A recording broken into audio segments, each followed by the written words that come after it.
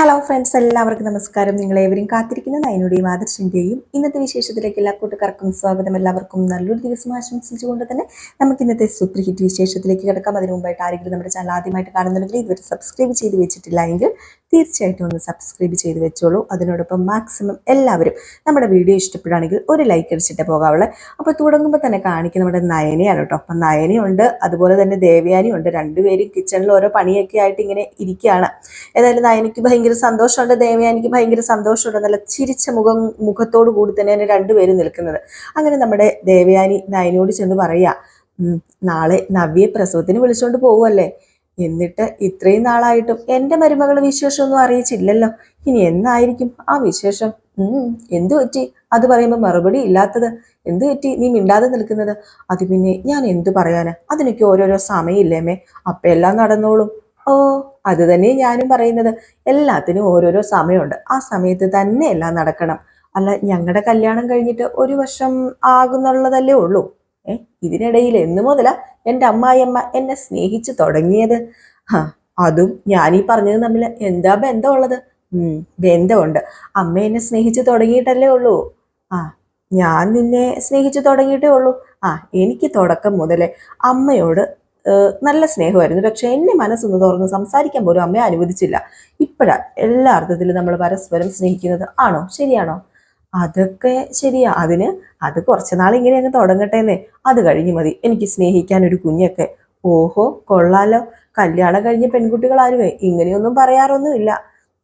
അമ്മയെ ഇപ്പൊ ഒരു കൊച്ചു കുഞ്ഞിനെ പോലെ എന്നെ നോക്കുന്നത്, സ്നേഹിക്കുന്നത്, ഇഷ്ടപ്പെടുന്നത്, അത് ഞാൻ ഒത്തിരി ഒത്തിരി ഒത്തിരി ആസ്വദിക്കുന്നുണ്ട്. അതെ, അങ്ങനെ അങ്ങ് പോട്ടെ. അതിനിടയ്ക്ക് എപ്പോഴെങ്കിലും അമ്മ ആഗ്രഹിക്കുന്നത് പോലെ കാര്യങ്ങളൊക്കെ നടക്കും. അതുപോലെ അമ്മയ്ക്ക്. നമ്മുടെ ഗ്രേസി ഗൈനക്കോളജിസ്റ്റാ, അത് മോക്കറിയാലോ. അവരെ ഒന്നും നിങ്ങൾക്ക് പോയി കാണത്തില്ലേ? എന്താ കണ്ടാ കുഴപ്പമിരിക്കുന്നത്? അന്ന് കണ്ടപ്പോൾ ആ ഫംഗ്ഷനിൽ വെച്ച് അതേക്കുറിച്ച് പറഞ്ഞായിരുന്നു ഗ്രേസി. പറഞ്ഞായിരുന്നു. എന്നിട്ട് എന്താ പോകാതിരുന്നത്? ആദർശനെയും കൂട്ടിയിട്ട് പോകാമേ. അമ്മ എന്തിനാ ഇങ്ങനെ ധൃതി കൂട്ടുന്നത്? അത് പിന്നെ അതിനൊക്കെ ഓരോരോ സമയമില്ലേ മോളെ പോലൊരു പെൺകുട്ടിക്ക് അമ്മയാകാനുള്ള ആഗ്രഹം ഒരുപാടായിരിക്കും. ശരിയല്ലേ ഞാൻ പറയുന്നത്? എന്നിട്ട് പിന്നെ എന്താ ഈ മെല്ലെപ്പോക്കുന്ന എനിക്ക് മനസ്സിലാകാത്തത്? ഇങ്ങനെ മെല്ലെ പോയാൽ മതിയോ? ഇനിയിപ്പൊ രണ്ടാളും കൂടി ഈ കുട്ടികളെ വേണ്ടാന്ന് വല്ലതും തീരുമാനിച്ചോ? അയ്യോ അമ്മേ, ഞാനങ്ങനെ തീരുമാനിച്ചിട്ടൊന്നുമില്ല. ആദർശേട്ടന്റെ കാര്യം എനിക്കറിയില്ല, ഏതായാലും ഞാൻ തീരുമാനിച്ചിട്ടില്ല. അവനോടേ ഇതേപ്പറ്റി വിശദമായിട്ടൊന്ന് സംസാരിച്ചേ പറ്റൂ. അല്ല, എങ്ങനെ സംസാരിക്കും? ഇഷ്ടമില്ലാത്ത മരുമകളോ ഉടനെ അമ്മയാകണമെന്ന് അമ്മയ്ക്ക് പോയി പറയാൻ പറ്റുമോ? പറയാൻ പറ്റുമോ? പറ. അല്ല, എനിക്ക് പറയാൻ പറ്റില്ല. എന്തായാലും എത്രയും പെട്ടെന്ന് എല്ലാവരും ആഗ്രഹിക്കുന്ന പോലെ കാര്യങ്ങളൊക്കെ നടന്നേ പറ്റൂ. ഈ ആഗ്രഹം എനിക്ക് മാത്രമല്ല, മുത്തശ്ശനും മുത്തശ്ശിക്കും ഒക്കെ ഉണ്ട്. അതിന് വീടിനകത്തൊരു വലിയൊരു സംസാര വിഷയമാകുന്നതിന് മുമ്പ് മോള് തന്നെ കാര്യങ്ങൾക്കൊരു തീരുമാനം ഉണ്ടാക്കുന്നതാണ് നല്ലത്. നോക്കാമേ, അമ്മ തീർതി വെക്കാതിരുന്നേ, എല്ലാത്തിനും പരിഹാരം ഉണ്ടാക്കിയ പോരെ എന്നൊക്കെ പറഞ്ഞിട്ട് നയനെ അങ്ങ് പോയിട്ട് പകുതി വെച്ച് തിരിഞ്ഞ് നോക്കിയിട്ട് അതേ അമ്മേ, ഗുഡ് നൈറ്റ് എന്നൊക്കെ പറഞ്ഞിട്ടാട്ടോ പോകുന്നത്. നമ്മുടെ നയനിക്ക് ഭയങ്കര സന്തോഷമാണ്. ഇപ്പം ദേവയാനിയുടെ സ്നേഹം കുറച്ച് നാളും കൂടി ഇങ്ങനെ കിട്ടണം എന്നൊരു ആഗ്രഹമൊക്കെ ഉണ്ട് കേട്ടോ. ഒരു കുഞ്ഞിനെ സ്നേഹിക്കുന്ന പോലെ തന്നെയാണ് ഇപ്പൊ നമ്മുടെ ദേവയാനി നയനെ സ്നേഹിക്കുന്നത്. അത് വേറെ കാര്യം. പിന്നെ കാണിക്കുന്ന സീൻ എന്ന് പറഞ്ഞാൽ നമ്മുടെ നയനയും ആദർശമാണ്. അവരുടെ ബെഡ്റൂം സീനാണ് കേട്ടോ. അങ്ങനെ നയനയും ആദർശം ഇങ്ങനെ ഒട്ടിപ്പറ്റിയൊക്കെ ചേർന്നൊക്കെ ഇരിക്കുകയാണ് കട്ടിലേല്. അങ്ങനെ നമ്മുടെ നയന പറയാ, അമ്മ പറഞ്ഞതിലും കാര്യമുണ്ട് ആദർശേട്ടാ. നമ്മളുടെ ഒരു കുഞ്ഞിനെ ലാളിക്കാൻ വേണ്ടി എല്ലാവരും ആഗ്രഹിക്കുന്നുണ്ട്. മുത്തച്ഛന് അസുഖം വന്നതിന് ശേഷം അത്തരം ചിന്തകളൊക്കെ കൂടിയിട്ടുണ്ട്, എനിക്കും അറിയാം. അതെ, മുത്തച്ഛിയൊക്കെ പറയുന്നത് നല്ലൊരു ഡോക്ടറിനെ കാണാം. അതിനിപ്പോ എന്താ? ഇനിയിപ്പം അത് വെറുതെ ഇങ്ങനെ ദീർഘിപ്പിച്ച് പോയിട്ട് കാര്യമൊന്നും ഇല്ലല്ലോ. നമുക്ക് കുറച്ച് മാസങ്ങൾക്കുള്ളിൽ തന്നെ ഒരു കുഞ്ഞിന് ജന്മം നൽകണ്ടേ? ദേ ഇവിടെ ഒരാളുണ്ടല്ലോ, കുറച്ച് മാസങ്ങൾക്കപ്പുറം ഒരു കുഞ്ഞിനെ തരും. അപ്പൊ നിന്റെ ആഗ്രഹം കൂടാനാ ചാൻസ് കൂടുതൽ. അല്ല, എനിക്ക് മാത്രമേ ആഗ്രഹമുള്ളൂ? ആദർശേട്ടന് ആഗ്രഹമില്ലേ? നമ്മൾ രണ്ടാളും നമ്മളെക്കാളും ഇമ്പോർട്ടൻസ് കൊടുക്കുന്നത് നമ്മളെ സ്നേഹിക്കുന്ന ആൾക്കാർക്കല്ലേ. അവരുടെ ആഗ്രഹങ്ങൾക്കൊപ്പം നമ്മൾ നിൽക്കുകയല്ലേ ചെയ്യേണ്ടത്. അപ്പം എല്ലാവരും പറയുന്നത് ശരിയല്ലേ? അപ്പൊ നീ പറഞ്ഞു വരുന്നത് ഒരു കുഞ്ഞിനെ നിനക്ക് ഉടനെ വേണം, അതല്ലേ നിന്റെ ആഗ്രഹം? അത് പിന്നെ വിവാഹശേഷം മാസങ്ങളോളം നമ്മൾ ഒരു മുറിയിലാണെങ്കിലും നമ്മൾ രണ്ടായിട്ടാണല്ലോ കഴിഞ്ഞിരുന്നത്. അതൊക്കെ വലിയ തെറ്റായി പോയെന്ന് എനിക്കിപ്പോ തോന്നുന്നത്. ആദർശേട്ടൻ അങ്ങനെ തോന്നുന്നില്ലേ? ഏതായാലും അത് എന്റെ കുഴപ്പം കൊണ്ടായിരുന്നില്ലല്ലോ. നിന്റെ വിഷമൊക്കെ എനിക്ക് മനസ്സിലാവുന്നതിനാ, നന്നായിട്ട് മനസ്സിലാവും. അല്ലെങ്കിലും നമുക്കിടയിൽ ഒരു കുഞ്ഞ് വേണം, എങ്കിലേ അമ്മയ്ക്ക് നിന്നോടുള്ള ദേഷ്യം ഇനിയും കുറഞ്ഞു വന്ന് സ്നേഹത്തിലാകത്തുള്ളൂ. ഒരു പേരക്കുട്ടിയൊക്കെ ഉണ്ടായി കഴിഞ്ഞിട്ടുണ്ടെങ്കിൽ എല്ലാ അമ്മമാരുടെയും ചൂടൊക്കെ അലിഞ്ഞലിഞ്ഞില്ലാതെ ആയിപ്പോവും. പിന്നെ ആ പേരക്കുട്ടിക്ക് വേണ്ടിയായിരിക്കും അവരെല്ലാവരും ജീവിക്കുന്നത്. ഈ ലോകത്ത് നമ്മളോട് സ്ട്രിക്റ്റ് ആകുന്ന നമ്മുടെ അച്ഛനമ്മമാര് പോലും ആ സ്വഭാവമൊക്കെ മാറ്റിയിട്ട് കീഴടങ്ങുന്നതേ, മുട്ടുമടക്കുന്നതേ കൊച്ചുമക്കളുടെ മുന്നിലാ. അതറിയാമോ? അതൊക്കെ ശരിയാ. മുത്തശ്ശനും മുത്തശ്ശിക്കും നമുക്ക് കൊടുക്കാൻ പറ്റുന്ന ഏറ്റവും വലിയ സമ്മാനം അതൊരു കുഞ്ഞ് തന്നെയല്ലേ. അതെനിക്ക് തോന്നി തുടങ്ങിയിരിക്കുന്നു ആദർശേട്ടാ. അവരും ഒരുപാട് ആഗ്രഹിക്കുന്നുണ്ട് നമ്മുടെ ഒരു കുഞ്ഞിനെ താലോലിക്കാനായിട്ട്. ഇനി അധികം വെച്ച് താമസിപ്പിക്കേണ്ടെന്ന് തന്നെയാ എൻ്റെ തീരുമാനവും. നമുക്ക് എല്ലാവർക്കും സന്തോഷം കൊടുക്കണ്ടേ എന്നൊക്കെ പറയാണ്. ഏതായാലും ഈ സമയത്ത് നമ്മുടെ ആദർശ നയനിയെ ചേർത്ത് പിടിച്ച് ചങ്കിലേക്ക് ഇങ്ങനെ കിടത്താണ് കേട്ടോ. ഏതായാലും അവർ രണ്ടുപേരുടെയും ആ ഒരു ബെഡ്റൂം സീനാണ് പിന്നെ കാണുന്നത്. പിന്നെ കാണിക്കുന്ന സീൻ എന്ന് പറഞ്ഞാല് നമ്മുടെ നവ്യയും അതുപോലെ തന്നെ അഭിയും ഒരുങ്ങിക്കൊണ്ടിരിക്കുകയാണ് കേട്ടോ. ഇന്നിപ്പം 7-ാം മാസത്തിലെ ചടങ്ങ് നടക്കാൻ പോവുകയാണ്. ഇപ്പം പിറ്റേ ദിവസമായി. അപ്പോഴത്തേക്കാണ് പെട്ടെന്ന് അഭിയുടെ ഫോൺ ബെല്ലടിക്കുന്നത്. അപ്പൊ നമ്മുടെ അഭി എടുക്കുന്നില്ല. അപ്പൊ നവ്യ ചോദിച്ചു, ആരാ വിളിക്കുന്നത്? അതിപ്പം നീ അറിയുന്ന ആരുമല്ല. ഞാൻ അറിയുന്ന ആരുമല്ല, എനിക്കറിയാം. ഞാൻ പോകുന്നതിന് മുമ്പ് തന്നെ വിളി തുടങ്ങിയല്ലേ. ഞാൻ പോയി കഴിഞ്ഞിട്ട് മതിയായിരുന്നില്ലേടാ. എടാ, ദേ ഈ സംശയം ശരിയല്ല കേട്ടോ. ദേ ഇത് ജീവിതം നശിപ്പിക്കത്തേ ഉള്ളൂ. സംശയം ശരിയായിട്ട് വന്നു കഴിഞ്ഞിട്ടുണ്ടെങ്കിൽ ജീവിതം നശിക്കത്തില്ലേ? എന്ത് ശരിയായെന്നാ നീ പറയുന്നത്? അല്ലെങ്കിൽ പിന്നെ വിളിച്ചാരാണെന്ന് നിനക്ക് പറഞ്ഞാൽ എന്താ ഇത്ര കുഴപ്പമിരിക്കുന്നത്? ഞാനല്ലേ നിന്നോട് ചോദിക്കുന്നത്. അത് പിന്നെ ഇതെന്റെ ഫ്രണ്ടാ, എന്റെ ഫ്രണ്ടാ വിളിക്കുന്നത്. ഫ്രണ്ടാ? ഫ്രണ്ടിനോട് ഇവിടെ നിന്ന് സംസാരിച്ചാൽ എന്താ കുഴപ്പം? നീ ഫോൺ കൊടുത്തോണ്ട് എങ്ങോട്ടാ പോകുന്നത്? എവിടെ നിന്ന് സംസാരിച്ചാലും കുഴപ്പമൊന്നുമില്ല. ഞാൻ റേഞ്ച് കിട്ടാൻ വേണ്ടി പുറത്തേക്ക് പോകുന്നതേ ഉള്ളൂ. അയ്യോ, ബാക്കിയുള്ളവർക്ക് റേഞ്ച് കിട്ടും, നിനക്ക് മാത്രമേ ഈ റൂമിൽ റേഞ്ച് കിട്ടത്തില്ല. ഇത് വലിയ കഷ്ടമാണല്ലോ. ഇന്ന് നീ ഇവിടുന്ന് പോകുന്ന ദിവസമല്ലേ നയന? നവ്യ, നീ തർക്കിക്കരുതേ. നീ വഴക്കുണ്ടാക്കണത് എന്തിനാ? ഞാൻ പോയി ഫോണിൽ സംസാരിച്ചിട്ട് വരാമെന്ന് പറഞ്ഞുകൊണ്ട് ആ ഫോൺ എടുത്തോണ്ട് അങ്ങ് പോവാണ്. വേറെ ആരും അല്ലാട്ടോ വിളിക്കുന്നത്, മറ്റേ പുള്ളിക്കാരിയാട്ടോ വിളിക്കുന്നത്. അങ്ങനെ നമ്മുടെ അഭി ഫോൺ എടുത്തിട്ട്, നീ എന്തിനാ ഇപ്പൊ ഇങ്ങോട്ടേക്ക് വിളിച്ചത്? അത് പിന്നെ നിന്നെ ഒന്ന് കാണണമെന്ന് പറഞ്ഞിട്ട് നീ എന്താ മുഖം തരാതെ നടക്കുന്നത്? കാണാം, ഞാൻ പറഞ്ഞല്ലോ, ഇപ്പം ഞാൻ കുറച്ച് തിരക്കാം. അങ്ങനെ ഒന്നും പറഞ്ഞാൽ പറ്റില്ല. ഇന്ന് എനിക്ക് നിന്നെ കാണണം, എനിക്ക് കണ്ടേ പറ്റൂ. ഇന്നോ? ഇന്നെന്താ കുഴപ്പമിരിക്കുന്നത്? ഇന്ന് കാണത്തില്ലേ? അത് പിന്നെ ഇന്ന് ഇവിടെ ഈ വീട്ടിലൊരു ഫംഗ്ഷൻ നടക്കുക, അതുകൊണ്ടാ. എന്ത് ഫംഗ്ഷനാണ് നടക്കുന്നത്? നിന്റെ കല്യാണമാണോ നടക്കാൻ പോകുന്നത്? ഏയ്, എന്റെ എന്റെ കല്യാണമൊന്നും അല്ല. നീ ആവശ്യമില്ലാത്ത കാര്യങ്ങൾ ഒന്നും ചോദിക്കാതെ ഇന്നത്തെ ദിവസം നീ എന്നെ ഒന്ന് വെറുതെ വിട്. വെറുതെ വിടാൻ ഞാൻ ഉദ്ദേശിച്ചിട്ടില്ല. നിനക്ക് ഇങ്ങോട്ട് വരാനുള്ള പ്രയാസമുള്ളൂ. സാരമില്ല, ഒരു കാര്യം ചെയ്യാം, ഞാൻ അങ്ങോട്ടേക്ക് വരാം. അയ്യോ, എന്താ നീ പറയുന്നത്? ഇങ്ങോട്ടോ? ഇങ്ങോട്ടേക്ക് വരാന്നോ? അതെ, അങ്ങോട്ടേക്ക് തന്നെ. അങ്ങോട്ടേക്ക് ഞാൻ വരാം. അപ്പൊ പിന്നെ പ്രശ്നമില്ലല്ലോ. അനന്തപുരി തറവാട് എവിടെയാന്നൊക്കെ എനിക്കറിയാം നന്നായിട്ട്. അതിപ്പം തേടി അന്വേഷിച്ച് കണ്ടുപിടിച്ച് വരേണ്ടതൊന്നുമില്ല. ഇനിയിപ്പം വഴി തെറ്റിയാലും മൂർത്തി സാറിന്റെ വീട് എവിടെയാന്ന് ചോദിച്ചു കഴിഞ്ഞിട്ടുണ്ടെങ്കിൽ മിക്ക ആൾക്കാരും എനിക്ക് വഴി പറഞ്ഞു തരും. ഒരു കാരണവശാലും നീ ഇങ്ങോട്ടേക്ക് വരരുത്. അപ്പൊ നീ ഇങ്ങോട്ടേക്ക് വാ. പിന്നെ എന്തിനാ നീ ഇങ്ങോട്ടേക്ക് വരാതിരിക്കുന്നത്? അങ്ങനെ വന്നില്ല എങ്കിൽ ഉറപ്പായിട്ടും ഞാൻ അവിടെ എത്തിയിരിക്കും. അത് മാത്രമേ എനിക്ക് പറയാനുള്ളൂ. ശരി ശരി, ഞാൻ എന്തെങ്കിലും പറഞ്ഞ് അങ്ങോട്ടേക്ക് വരാൻ നോക്കാം. അതുപോലെ നീ ഇറങ്ങി കഴിഞ്ഞ് ഇങ്ങോട്ടേക്ക് വിളിച്ചാൽ മതി. എവിടെ വെച്ച് കാണാമെന്ന് ഞാൻ പറയാം.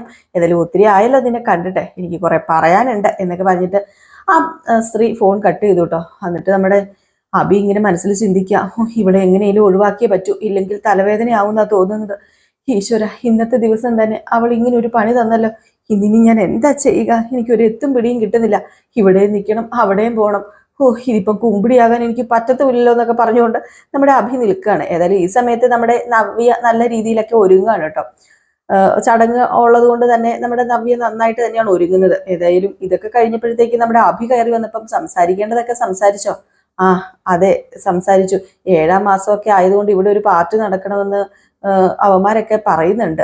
അവന്മാർക്കും ഒരു പാർട്ടി കൊടുക്കണം.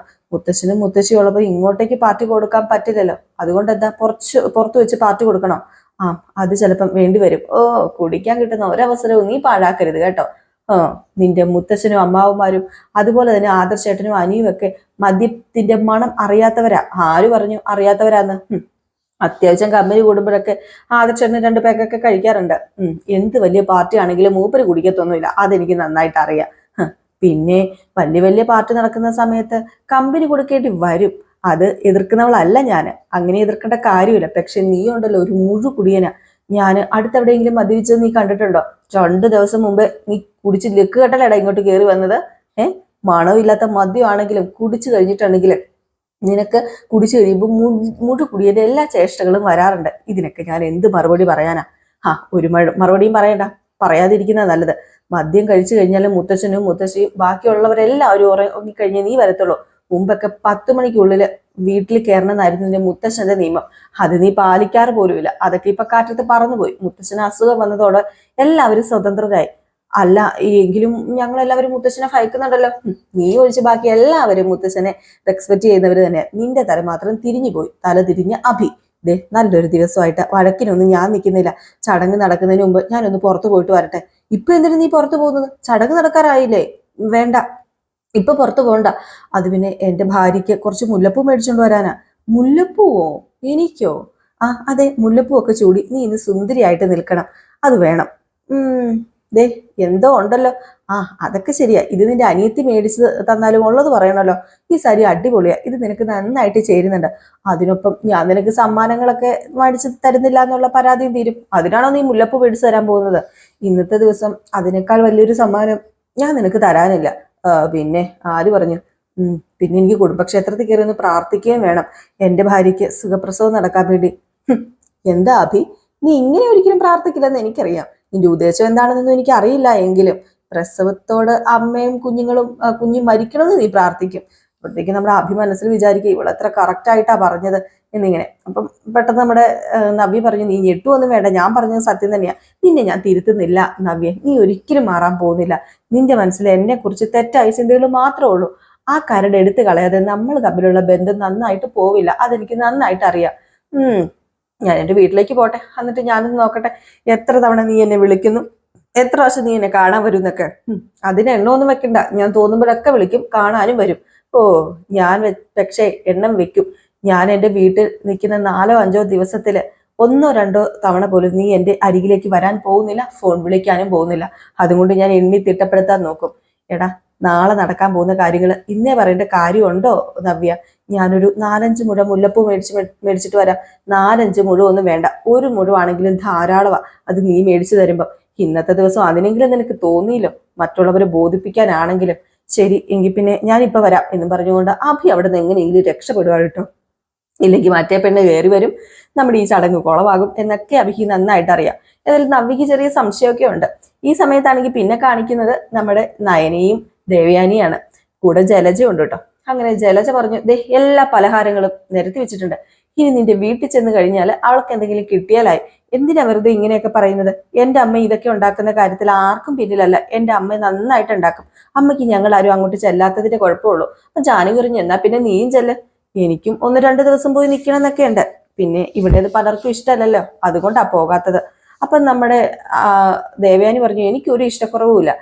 പിന്നെ ആദർശിന്റെ കാര്യം ഓർത്തിട്ടാ ഞാനൊന്നും പറയാത്തത്.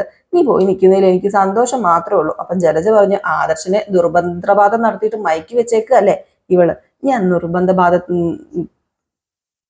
ദുർമന്ത്രവാദത്തിലൂടെ ഒന്നുമല്ല ആദർശേട്ടന്റെ മനസ്സിൽ ഇടം കണ്ടെത്തിയത്. ഞാൻ നല്ല മനസ്സോടുകൂടി തന്നെയാണ് ആദർശേട്ടന്റെ മനസ്സിൽ ഇടം കണ്ടെത്തിയത്.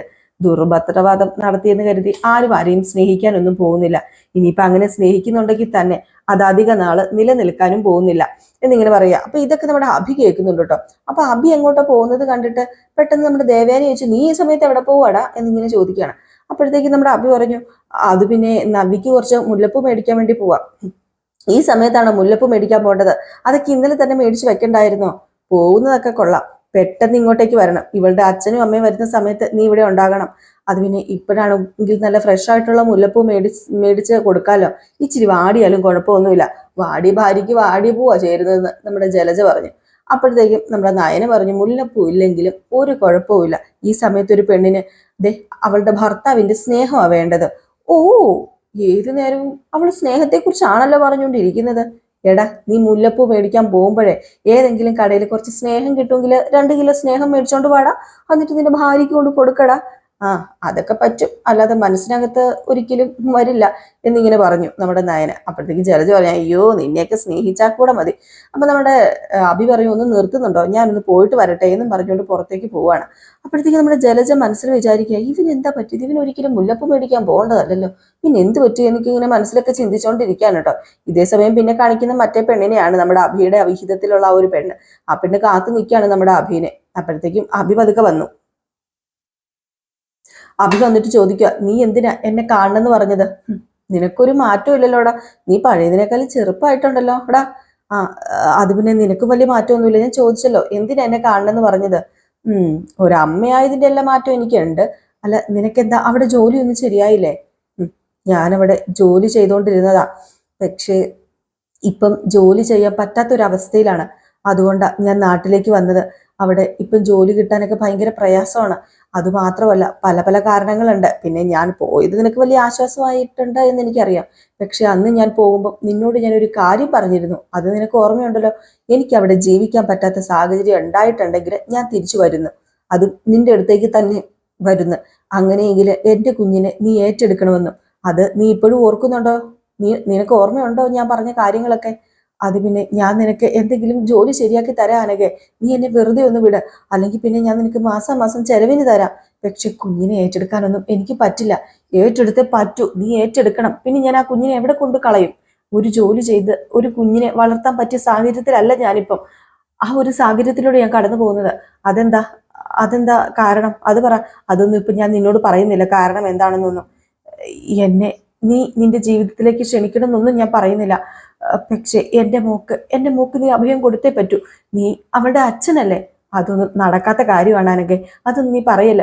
അതെന്താ നടക്കാത്തത്? എന്തുകൊണ്ടാണ് നടക്കാത്തത്? അതെന്താ നീ ഇങ്ങനെ പറയുന്നത്? നിന്റെ കല്യാണം കഴിഞ്ഞില്ലെന്നല്ലേ നീ പറഞ്ഞത്? പിന്നെ എന്താ കുഴപ്പമിരിക്കുന്നത്? അത് പിന്നെ അല്ല, എന്താ നീ പറഞ്ഞു വരുന്നത്? ഇന്ന് നിന്റെ വീട്ടിലൊരു ഫംഗ്ഷൻ ഉണ്ടെന്ന് പറഞ്ഞല്ലോ. എന്താ ഫംഗ്ഷനാ? നിന്റെ എൻഗേജ്മെന്റ് ആണോ? അത് എൻഗേജ്മെന്റ് ഒന്നും അല്ല. എൻ്റെ വീട്ടിലേക്ക് ചിലർ വരുന്നുണ്ട്. അല്ല, ഈ ചിലരാരാ? നീ കണ്ട പെണ്ണിന്റെ വീട്ടുകാർ വല്ലതും ആണോ?